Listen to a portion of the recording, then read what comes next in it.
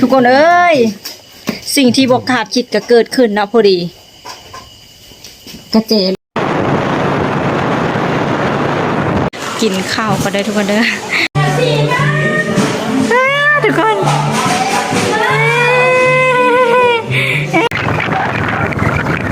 เห็นเลยปกติต้นเผื่อซีทางกลางทุกคนแต่ว่าไปแล้ว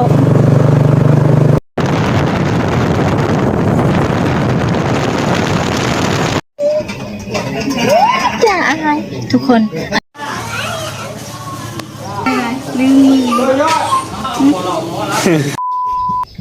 สบายดีพ่อแม่ไอ้น้องเบิร์ดทุกคนเด้อมาพบกับสาวสีอีกแล้วในซ่องสาวสีไส้วัวทอ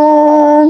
สบายดีตอนเช้าทุกคนตอนนี้กะว่าอยากเช้าปันใดเนาะเพราะว่าเป็นเวลาสิเข้า8 โมงแล้วนะทุกคนตอนนี้สิกะกำลังสิเดินทางไปท่าแขกทุกคนมื้อนี้กะจุดประสงค์ก็คือไปหาหลานนะทุกคนเนาะหาหลานทรายเนาะเอื้อยของสีเนาะทุกคนเอื้อยของสีได้ลูกเนาะทุกคนตอนหากระได้วันที่20เดือน3ผ่านมานะทุกคนเนาะตอนเพิ่นได้ทำอีซีก็ยังเพิ่นไปได้อันนี้ก็คือเป็นครั้งแรกเลยเนาะที่จะไปเจอหลานนะทุกคนเนาะพอดีได้ออกมาเป็นผู้ชายทุกคนเป็นผู้ชายอายุว่ะน้ำหนัก3.3 กิโลเนาะทุกคนเนาะมาเบิ่งกันว่ามื้อนี้เฮาสิเป็นอะไรไปทักแขกเลยทุกคนได้ไปทักแขกเนาะเพราะว่าอยู่เฮือนนะสามีเนาะทุกคนงานสามีหรือว่าเฮือนผัวเนาะอยู่ทักแขกสิกะเคยไปแล้วก็เคยอัดคลิปอยู่เด้อทุกคนเนาะเพื่อสิได้ลูกกระโซคนเลยนะทุกคนเลยคนทำมิตรเลยเป็นผู้หญิงเนาะคนที่2เป็นผู้ชายนะทุกคนเนาะอันนี้สิกะสิไปเยี่ยมหลานไปเบิ่งหลานไปมัดแขนเนาะทุกคนเนาะไปมัดแขนเมื่อวานนี้เพิ่นก็มัดแขนออกกำนะทุกคนเนาะแบบเอาประเพณีของลาวเฮานะทุกคนเวลาที่ว่าออกกำแล้วก็มีการผูกแขนเนาะผูกแขนต้อนรับเอาหลานนะทุกคนเนาะตอนนี้ก็เป็นเวลาอยู่8 โมงนะทุกคนไปฮอดบูบ่ฮู้ว่าจักโมงนะทุกคน8 9 10ประมาณ10 11 โมงพุ่นแหละนะทุกคนเนาะเพราะว่าขับรถบ่ได้ขับรถไวนะทุกคนขับรถช้าค่ะนะเดี๋ยวอันนี้สิกะสิไปแวะหารเวียดอีกเนาะเพราะว่าเอาเข้าไปส่งน้าบ่าวนะทุกคนพอดีน้าบ่าวเพิ่นเฮ็ดเวียกอยู่หารเวียดนะทุกคนเนาะไปทุกคนเริ่มเดินทางกันเลยทุกคน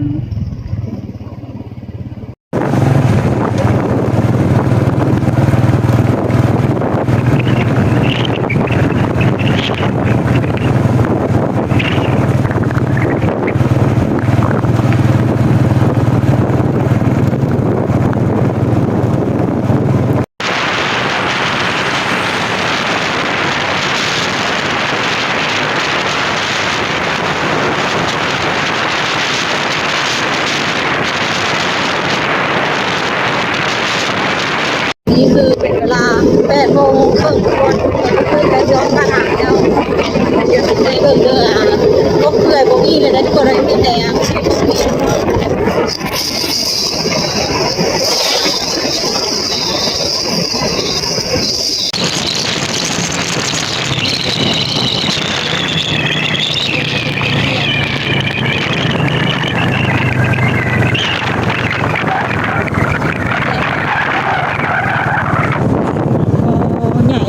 ต้นเปื่อยบ่เห็นเลย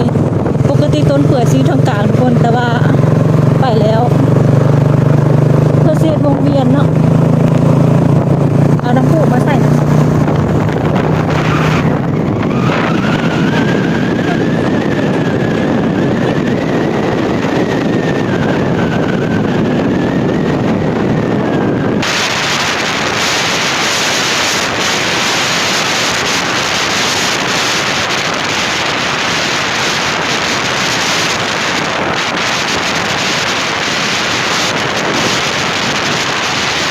ตอนนี้เป็นเวลาอยู่8 โมงกับ57 นาทีนะทุกคนเนาะบรรยากาศแบบกำลังดีเลยเนาะเพราะว่ามื้อนี้มันน่าจะยังบ่ร้อนทุกคนเลยตอนผ่านมาก็คือแบบอากาศก็เย็นๆดีลมก็มีอยู่อันนี้คือสีแวะถ่ายเบาแล้วทุกคนเนาะอากาศจะประมาณนี้เลยนะทุกคนอันนี้คือขี่รถจักรมาบนทางค่ะ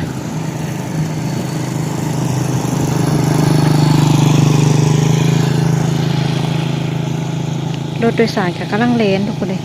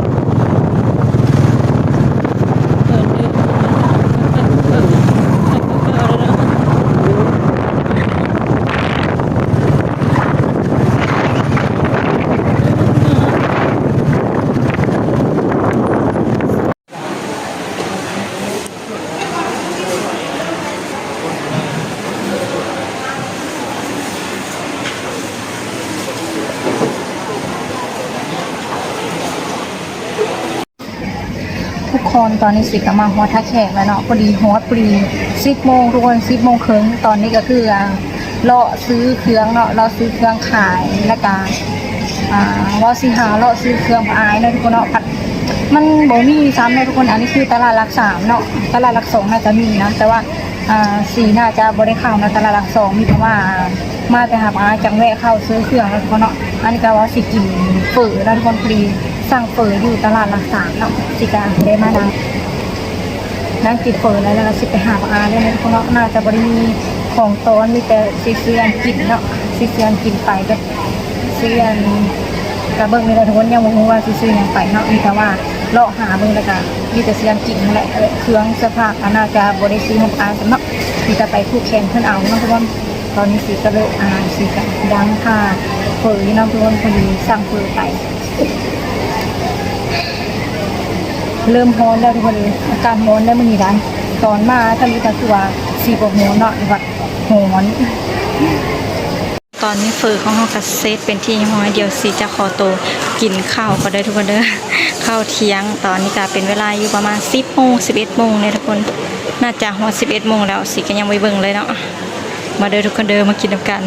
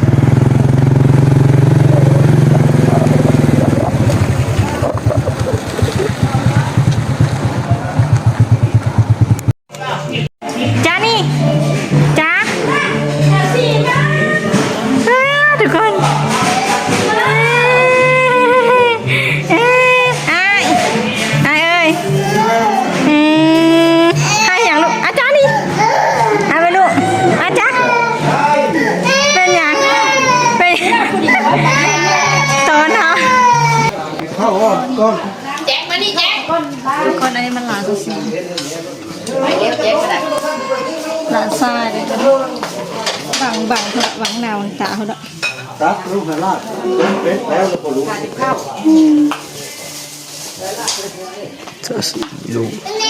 ลูกสุดสีลูกสุดสีเลยเว้ยอุ้ยตาเลือดไผ่วะไม่ให้เขาไปไหนยินเถอะบ๊อบกินบ๊อบข้าวไม่รู้ทุกคนเป็นอะไรเลยเป็นอะไรลืมมือก็กินดิ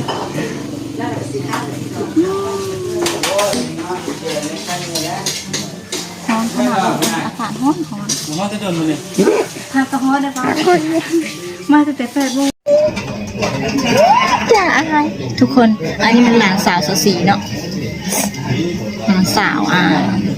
ทุกคนก็น่าจะเห็นเนาะอยู่ในคลิปก็คือเห็นตลอดเลยแหละตอนนี้เพิ่นมาบ้านแล้วมาอยู่เพื่อนนั้นปู่เนาะเงินปู่พัญญาแล้วก็พอดีเพิ่นได้น้องทุกคนเพิ่นได้น้องแล้วเนาะก็เป็นผู้ชายอันนี้ก็เป็นผู้หญิงผู้นี้แหละ จ๋าจ๋าสบายดีไหมลูกสบายดีเร็วสบายดีมั้งนะสบายดีลูกสบายดีเมียวสบายดีแล้วหนาวมมแต่ทุกคนอย่าไปอาบน้ำเนาะตอนนี้คืออากาศร้อนทุกคนเลยอากาศร้อนแห้งเนาะให้ได้ให้ยอกเดียวให้ตาเพิ่นจะเป็นป่านได้ทุกคนจ่าฮ้อนบุลุฮ้อนบ่เป็นอย่างลูกอ้าวจ่ายิ้มแล้วเฮ็ด2 นิ้วลูกเฮ็ดอะไร2 นิ้วเฮ็ดเป็นบ่เฮ็ดบุ้งห่าฉีแพงจ๋า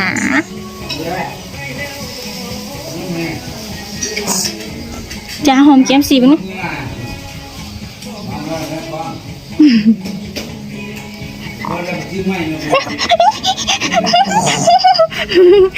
นี่ยังคือ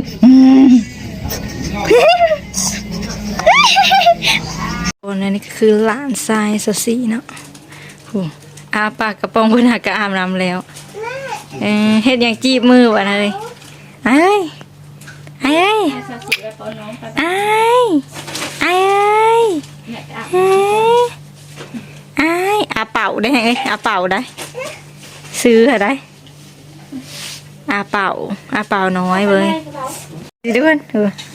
จ้าหอมน้องเนาะหอมน้องไปเฮ็ดจ้านะโอ้ยตายเอ้ยจ้าทุกคนตอนนี้สิจ้ะกำลังเฝ้าหลานน้อยอยู่เนาะพอดีเอ้ยเพิ่นไปอาบน้ำนะทุกคนก็เลยอาสาเอาโอ้ยอาเซียมาเงินมาสรุปก็เลยเอาหลานถ่านะทุกคนเนาะในขณะนี้ก็คือนางลินกับหลานเนาะแล้วกันอีกจังน้อยก็เดินทางนะทุกคนเนาะเดินทางกลับไซบัวทองเนาะทุกคนเนาะไปทุกคนเดี๋ยวสิจะขอตัวเล่นกับหลานกันเด้อแล้วอีกจังน้อยมาเจอกันเพราะว่าสิก็ยังจะได้ผูกแขนให้เอื้อยเนาะแล้วก็ผูกแขนให้หลานอีกทุกคนและตอนนี้เป็นเวลาอยู่2 โมงครึ่งนะทุกคนตอนนี้กลับมาไซบัวทองแล้วสิจะไปเวะตลาดนัดส่งซื้อ